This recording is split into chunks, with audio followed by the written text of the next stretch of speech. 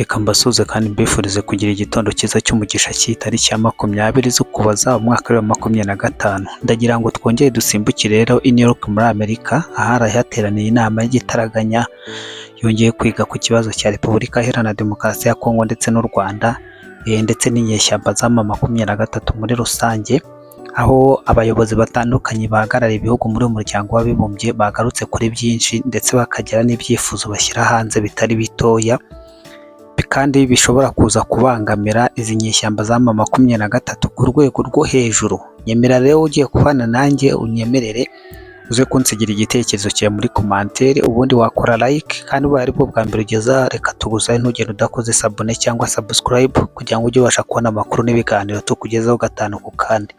Nkwibutsa yuko wadusanga no kuri WhatsApp channel aho tugenda turambika video zacu. WhatsApp channel muyisanga muri description y'iki kiganiro ahagana hasi munsi ya titire. Ntatindiganyije rero reka dutangire gutya. Appuyer les efforts actuels du président Trump pour ouvrir la voie à la paix dans la région. Malheureusement, les négociations sur le renouvellement du mandat de la MONUSCO, une fois de plus, ont été perturbées par les efforts du M23 et du Rwanda visant à saboter un processus de paix viable. Lors des négociations, nous avons envisagé d'autres changements apportés au mandat de sorte à faciliter la mise en œuvre du cadre de Doha. Malheureusement, l'avancée du M23 sur Uvira avec l'appui des forces de défense rwandaises et contrairement aux obligations souscrites par le M23 dans le cadre de Doha, ont rendu ces changements impossibles. L'engagement pris par le M23 à se retirer de la ville d'Uvira ne suffit pas. Le M23 doit immédiatement se retirer à 75 km au moins d'Uvira et doit se conformer à la totalité de ses obligations conformément à l'accord cadre. Nous condamnons catégoriquement l'avancée du M23 dans Uvira et au-delà, ainsi que le soutien du Rwanda au M23 en violation de ses obligations en vertu des accords de Washington. Les États-Unis restent profondément attachés aux accords de Washington et à leurs promesses de paix et de prospérité pour l'Est de la RDC et pour appuyer les efforts dans le cadre du processus de Doha. Nous comptons sur un plein respect par les parties des deux accords. Si le M23 et le Rwanda font le choix de respecter leurs engagements, la MONUSCO, grâce à ce mandat, pourra appuyer la mise en œuvre des deux processus. La mission est prête à apporter un soutien logistique. N'uhagarariye ambasade ya Leta Zunze Ubumwe za Amerika mu kanama k'umuryango w'abibumbye rero, uwo mugore mubonye aho mu byemezo biremereye Amerika yafatiye inyeshyamba za M23 basabwe gusubira inyuma nibura ahatarenze kilometero 75. Izo ni kilometero nibura zishobora gutuma ava muri Uvira. Izi nyeshyamba za RDF na M23 bashobora kuva muri Uvira bakazamuka bakagera mu bice bya za Kamanyora ruguru iyo urugamba rwaje rutangirira. Icyo ni kimwe mu byagarutsweho, ariko nanone ukaba wavuga ati gusubira inyuma bakagera Kamanyora byo byaba bisobanuye iki? Ese barabyemera? Ese baraza kubikora? Kuko ejo bundi mwabonye filime bakinnye ibona Al Jazeera bagakina filime ya live ngo basohotse muri Uvira, ariko kumbi nta hantu bagiye ndetse nta na santimetero imwe barekuye. Ibi byose ko babemere babasabye gusubira inyuma muri Kamanyora aho baraza kubyemera. Ejo mu masaha y'igicamunsi nibwo twabagejejeho ijambo ryavuzwe n'umugabo witwa Kwikiri Wiringoma, muramwibuka. Abari kuri WhatsApp channel ako ka video narakabahaye, arimo aravuga ati ntituzigera tuva muri Uvira, ntituzigera tuhava, ngo hakiri ingegera z'abazarendo, ngo hakiri ingegera ngo z'abarundi, ngo ingegera z'aba FARDC. Iryo jambo njyango mwararyumvise abivuga bisubiramo kenshi ati jamais tuzigera turekura Uvira. Ubu rero barasabwa noneho kuyivamo bakagenda kilometero 75 bagasubira inyuma iyo baje baturuka. Ese ibi byo biraza kwemerwa? Ese ibi biraza gukorwa?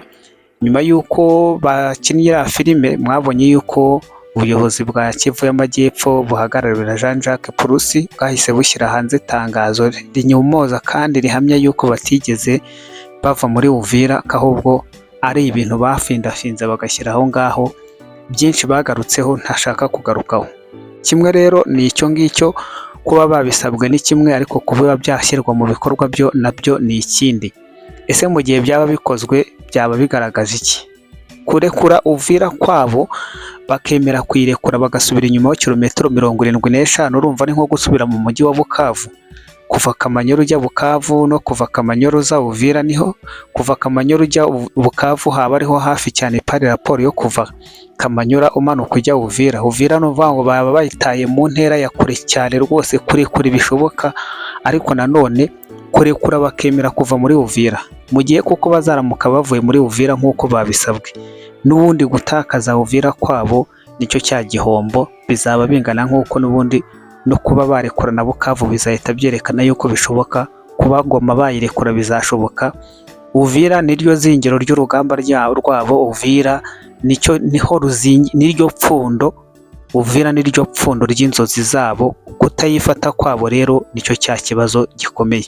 Ni mu gihe amagambo aremereye kandi akomeje kumvikana hagati y'ibihugu byombi, hagati y'u Rwanda n'u Burundi, kuko uyu mwanya wa none Uvira kuba inyeshyamba za RDF na M23 bayirimo ni igiteza intambara ndetse n'umwuka w'amahane hagati y'u Rwanda n'u Burundi kurenza uko inyeshyamba za M23 zihanganye na Kongo.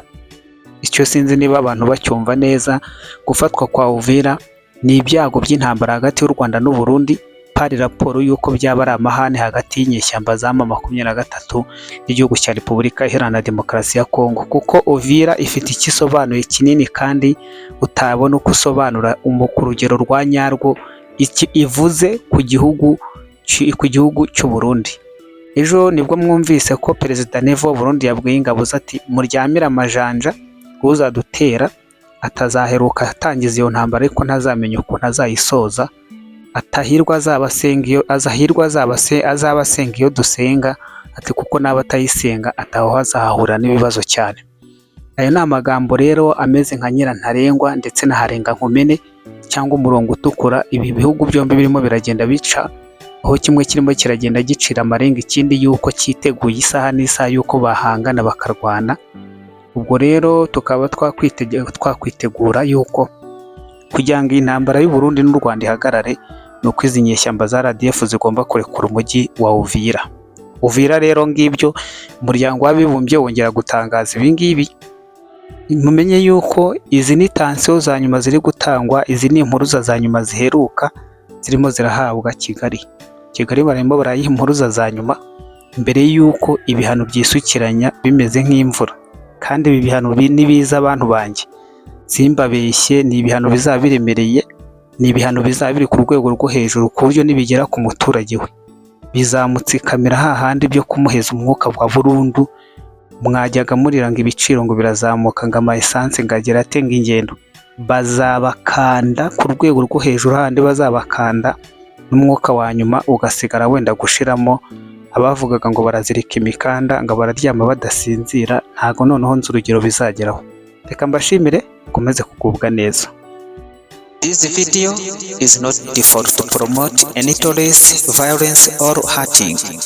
Our purpose and target is to inform and to teach, not to hurt anyone wherever. And I repeat that we never made this video to promote any terrorist or to promote violence or to promote any hurting.